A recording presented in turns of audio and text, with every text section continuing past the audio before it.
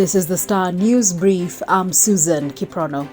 Schools that report any COVID-19 case after the institutions are reopened will have to be closed. Guidelines from the Education Ministry state schools affected by such circumstances will have to conduct classes online and ensure access of such materials to learners without internet connectivity. School heads will also be required to create an isolation room for handling students with suspected COVID-19 infection and have a qualified nurse. Schools have remained closed since March when Kenya started reporting cases of COVID-19.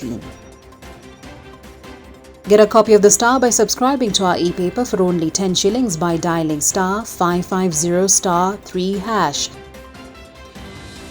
President Uhuru Kenyatta and ODM leader Raila Odinga could suffer a major blow in their quest to amend the constitution through the Building Bridges initiative. This follows the filing of a petition in the Supreme Court on applicability of theory of basic structure of the constitution, doctrine of unconstitutional amendments, eternity clauses and limits of constitutional amendment. Though their lawyers say it's not linked to BBI, activists David Ndii, Jerotich Seyi, James Ngondi, Wanjiko Gikonyo and Ikalangalei are among Kenyans who've been critical of the process.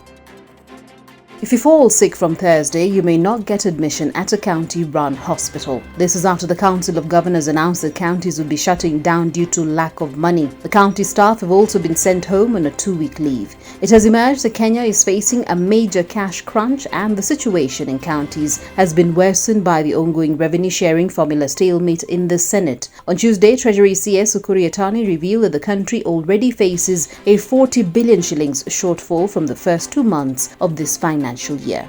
It's quite despicable, to say the least, that 6 years from independence we are unable to take care of our political and economic issues because of certain interests of people, whereby it is all about people galvanizing in their corner, not thinking really about what the mwananchi needs to get. But we know as county governments that there is money seated in the national treasury.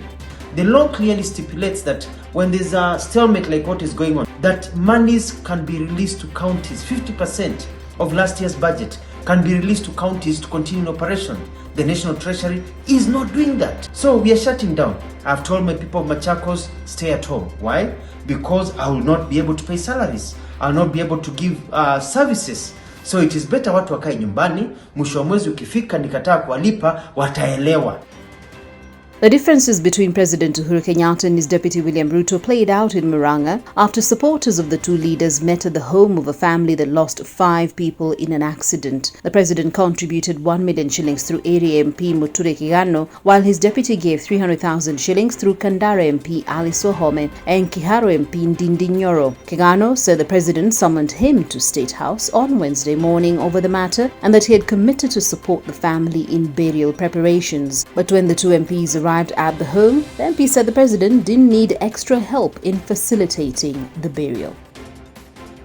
Getting infected with COVID-19 may leave you with a long-term brain damage, a study published in the medical journal The Lancet shows. 11 Chinese researchers conducted MRIs on 60 COVID-19 recovered patients. They then compared the findings with 39 non-COVID-19 people with the same age and gender. The study says neurological symptoms were presented in 55% of the patients during the recovery stage and were seen 3 months later during follow-up visits.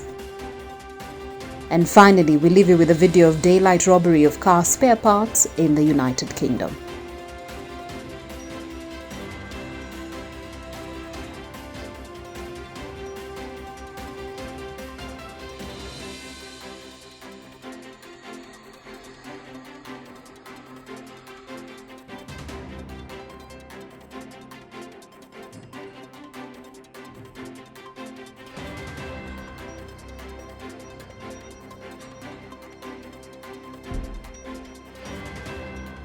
Get a copy of the Star by subscribing to our e-paper for only 10 shillings by dialing star 550 star 3 hash. You can also get more on the Star website.